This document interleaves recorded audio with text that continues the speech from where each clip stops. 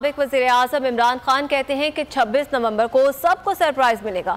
Long मार्च इस्लामाबाद से रावलपिंडी क्यों जा रहा है, इसकी हिकमत अमली जल्द समझ आएगी।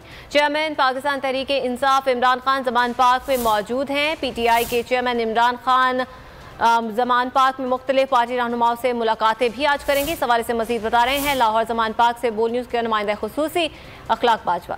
जी अखलाक।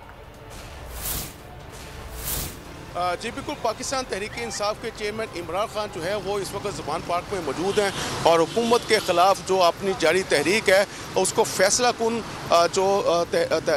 कुन बनाने के लिए उस पर मुशावरत और उस पर जो है वो तबादला ख्याल जारी है। पाकिस्तान तहरीक इंसाफ के चेयरमैन आज भी जो है वो मुख्तलिफ वफूद और पार्टी रहनुमाओं से मुलाकात करेंगे। पार्टी रहनुमाओं से जो है वो 26 नवंबर को जो रावलपिंडी कॉल दी है उस हवाले से मुशावरत की जाएगी।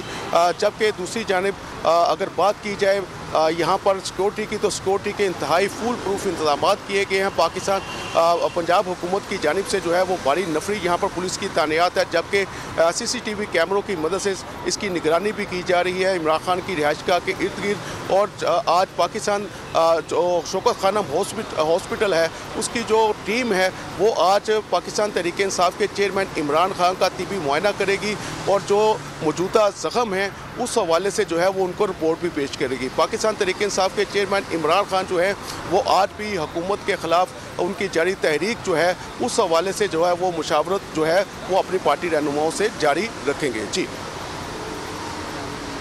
ठीक, बाजवा इस हवाले से आगाह कर रहे थे। चेयरमैन पाकिस्तान तहरीक इंसाफ आज अहम रहनुमाओं से मुलाकातें भी करेंगे।